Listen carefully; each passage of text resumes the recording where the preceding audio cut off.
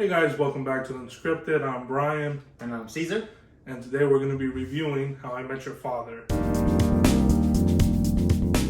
So, you want to do a little recap? So, this is not a sequel or a follow-up to the original How I Met Your Father, but it is in the same universe, and we may potentially see some overlap of some recurring characters in this new spin-off. So, are we trying to avoid spoilers? No, we're going to give you spoilers, but we're going to try to give it to you little by little. Okay. So, like you said, it's in the same universe. Correct. But it's not in any way related to the original How I Met Your Mother show. Except for those feel-good, warm moments where there's a drawback or a reference to the original, and it just makes you feel all tingly inside. So, I want to start by asking you a question. Does it feel like the same type of show to you? The show is a roller coaster of emotions. There's a lot of episodes where I don't feel any resemblance to the original, but then there's a couple shows sprinkled in the middle, and the pilot that I really enjoy, and then the last 3 episodes of the season really hit home for me, which gave me real How I Met Your Father flashbacks. So I can agree with that. The pilot episode is Sophie, which is Hilary Duff, the main character, or one of the main characters, but I feel like she's like this version's Ted. Yeah. So it's about her, how she's the main protagonist, and we're seeing the story of how she met her Robin, her spouse. Yeah. So we meet Sophie. She's on her way to a date. Correct. Misplaces her phone. So it's like this episode was funny. It had its moments. To me, this episode did give me that kind of like How I Met Your Mother vibes. Correct. But I think we went on like a downhill ride for a while. Yeah. You get the second episode, FOMO, the Fixer. I think which one you said you liked episode 4? Yeah, I did like episode 4. So that's 30-30. That's her birthday party. Yeah, so after we get the initial pilot, we get episode 2, which is FOMO, where they're just kind of at a club, but nothing's really elaborated on or spoken about. Episode 3 is kind of forgettable. Episode 3, I did like episode 3. There's a character named Jesse who really reminds me of a Robin type, who helps Sophie meet a potential love interest named Drew's Josh Peck's character. So that kind of gave me some old How I Met Your Mother vibes. And episode 4, which is a birthday party episode, kind of gave me some old shenanigans from How I Met Your Father as well. So I personally liked episode 3 and 4. I didn't like episode 5 and 7. I think in that gap, you get some pretty cool episodes and some really horrible episodes that kind of didn't fit with the story. I agree. So personally, like episodes 1, 2, and 3, I was okay. Like I can give the show a chance. 4, you kind of get those shenanigans. Okay, so like okay, I'll keep watching. 5, we meet Sophie's mom. Yeah. And I thought that episode was kind of the Stacy episode where Sophie's love interest, Josh Peck's character, his ex kind of becomes like a not a character, but like the ghost theme of his relationship. Exactly. Yeah. Even that episode I thought was kind of Same thing with 7. To me, it's not till 8 till it kind of picks back up. Yeah, so like just quick recaps. Episode 5, the entire episode is about Sophie's mother and how she's always in bad relationships with bad men. And that gives us kind of a glimpse as to why Sophie goes on so many Tinder dates and she herself isn't in a real relationship. The episode 7 that you referenced, it's just about 2 of the main characters pretending to like be birds and procrastinating. Yeah, it's like they're supposed to be doing like work in their apartment, but then they go on this weird tangent adventure where it's like, no. It kind of gave me like a feel like if they were trying to be Ted and Marshall when they're procrastinating on like their tests and their exams, but it just wasn't a good episode. I think once we get into episode 8, and from there to the end, we get a way stronger performance from the entire cast. Like if they know what their main goal is. How do you feel about the ending of the show? So in terms of the ending, in episode 9, I believe it's 9. Jesse and Sophie end up together. They kiss. She breaks up with Josh's character. I can't remember, Drew. And then he kind of splits from his ex kind of whole like he kind of puts like a boundary and then decides to move on. So I like that. You're kind of starting to get that tension building up between them. They get together, but they break up immediately in the next episode. Well, it feels like immediately. It's probably over the same day, I'm assuming. Yeah, it's the next morning. Yeah. So, but this is the episode where we get Robin Scherbatsky back. And the 5 minutes with her is by far the best 5 minutes in the whole show, in my opinion. Yeah, I don't agree with that. I think the show had some issues, but they addressed them again towards the end. It's cool that we got a Robin Scherbatsky appearance at the end of the episode for the season. And she's kind of giving Sophie's character some advice on some do's or don'ts. And she tells her the most important thing that she kind of gathered from her relationship with Ted, which is that timing is one of the most important things. So in episode 9, where you're referencing that Sophie and Jess go out on a date and they break up with each other's significant others and they're trying to move forward, Sophie's afraid that she's being stood up. And when Jesse shows up, they have dinner, they go back to their apartment and make love to each other. Twice. But when Jesse's asleep, he says, "I love you, Sophie," which is obviously a drawback to when Ted tells Robin, "I love you" on the very doorstep. first date. Yeah.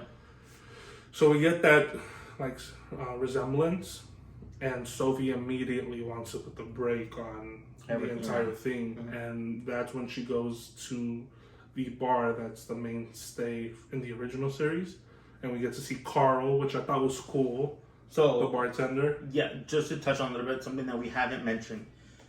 Jesse and his roommate, Sid, they live in the apartment from How I Met Your Mother. That Ted and Marshall lived in. Exactly. So it's just kind of like an Easter egg. They don't mention it at all or anything like that. Yeah. But they kind of they have that moment. She's like, oh, like we live right above a park that we never go into. And if you guys can see the picture that we have on the desktop, that's the photo of the apartment now. They do mention in episode 2, I believe, that when they moved in, that the old tenants, all they left were the 2 swords on the fireplace. Yes. That we get to see Ted and Marshall fighting with in the earlier series. So overall, I give the season, I liked 5 episodes, including the pilot 6 episodes. So just off of that, I'll probably give it a 6 out of 10, but it was getting stronger towards the end. What about yourself? So same. I do episodes 8, 9, and 10. To me, are the best episodes in the series. So I binge watched How I Met Your Mother. I never watched it week to week when it was coming out. I binge watched it all after it all been released. So that's my experience of these 20-minute episodes. They to me 20-minute episodes can feel really short, or they can feel very fast or very long because they're just filler episodes. Because they're just dragging. Exactly. And I feel like this series didn't know what it wanted to do at first. It didn't know, it was trying to set up its own storyline and do its own thing. But I think it realized like halfway through the series that like, hey, no, like we need to stick to what worked. And they kind of bring that back with episodes 8, 9, and 10, where you kind of get more of that original feel of How I Met Your Mother. To me, there's less filler in those episodes, so the episodes feel more cohesive. They run better together, and season 2 has been confirmed. Correct. So I think if they stick to that formula, the show can get a lot better.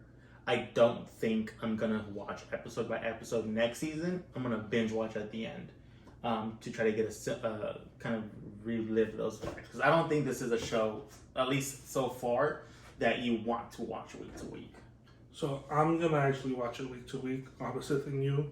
I think it'll give me a better high and low week to week. I'll either really love an episode or really dislike it. Like on this show, there's about 9 characters, 6 of them that are main characters, and like 3 that are recurring characters. And I think it might be a little too much to show. So you have Sophie, which is Hilary Duff, her best friend Valentina. You have Jesse, who's like the Ted. You have his best friend Sid, those are 4 main characters. Jesse is not Ted. Jesse's a Ted. Okay, well, finish her. Okay. Then you have Charlie, which is Valentina's boyfriend from England. And then you have Jesse's adopted sister named Ellen. Mm. On top of that, Sid has a girlfriend or a fiance that you only see like 3 times because she's in LA and he's in New York. So there's like 7 main members to the like immediate friend group. Mm-hmm. I think it's too many. I think if you do Sophie, Valentina, Jess, Sid, and Charlie and kept it to those 5, I think the stories would be better because you're not having so many subplots. Agreed. With other main characters and then their like hookups and parties and shenanigans. Mm-hmm. It keeps it narrow, a little more narrow. The stories get stronger, and it's a better world where you can spend 4 minutes here, 3 minutes here, and you're not shortchanging other characters. A minute here, a minute here. Mm-hmm. Sophie gets 8 minutes, Jesse gets 6, a minute here. I think it'll make the show better. Will they go ahead and write off some characters? Probably not. But I think for the longevity of the show, I would probably get rid of some characters and send them back to the hometown, because a few of the characters just got to New York. Mm-hmm. So you can send them right back and really never discuss it, and I think the show would still flow. So I think you're right. I think there is too many characters in the show.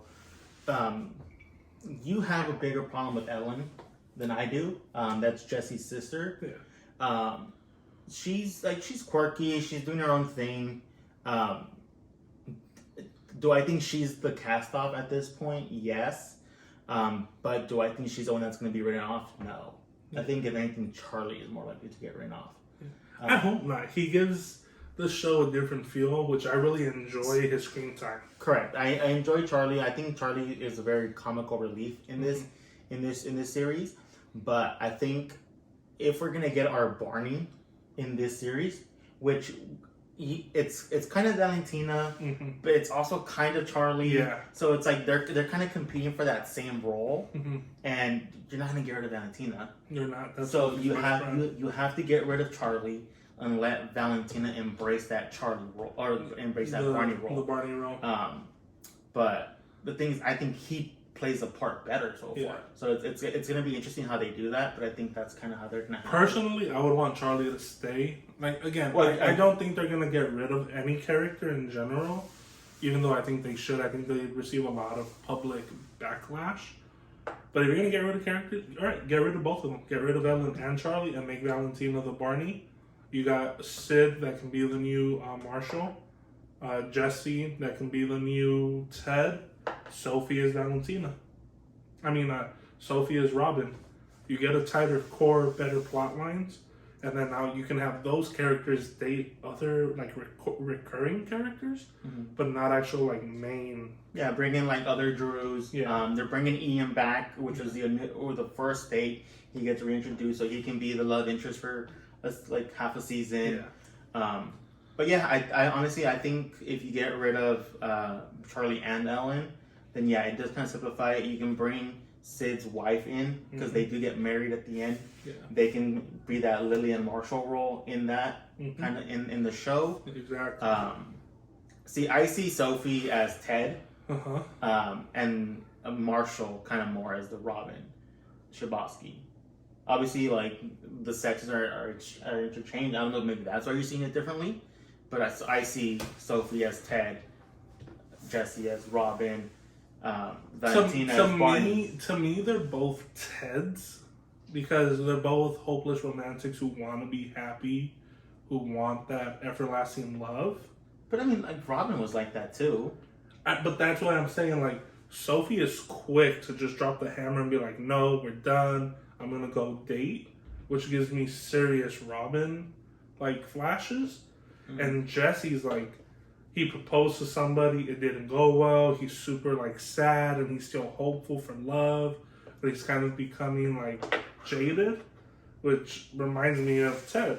And like I said, they both have Ted tendencies, but I think Sophie has a little Robin in her. And Jesse just honestly reminds me of Ted. Yeah, I mean, I can see what you're saying, but definitely looking forward to season 2. And we're getting 20 episodes next season. Yes, that's going to be a lot better. They can get away from these awkward filler episodes, extend those plots a little bit more. But any final thoughts before we kind of wrap it up on our season 1 review? Personally, I like the show. Whoever the writers were for 8, 9, and 10, I would hire them as the main writers going forward. Try to get a little more consistency in the show before you start introducing us to like family members and relatives that are only going to be in the show once or twice. Yeah. So early in the show with only 10 episodes, we don't need 3 episodes dedicated to different people that we're not going to see often. Exactly. That would be my critique and my feedback. But I am excited and I'm happy that they announced season 2 at 20 episodes. Correct. So I feel the same in terms of that. Glad to know that season 2 is going to be longer. Based on how the series did end, I am looking forward to season 2. And I agree, they need to spend more time on developing the characters that we have now because their roles are still not very well defined. Especially with having 3 or 4 wasted episodes in the first season, you're going to have to put a lot of work in that early season 2 to get people to buy back in, which I think you did a good job at the end, so just got to continue that, and I'm excited to see what it does, and hopefully it does end up becoming a 7, 8, 9 season show. If you guys have watched the show, let us know what your favorite episode or favorite character is, or a character you're not very fond of. If you haven't watched it, let us know if you will. And then... Yeah, I mean, that's basically it. We definitely appreciate you guys watching. Make sure to like and subscribe and stay tuned for more, guys. See ya.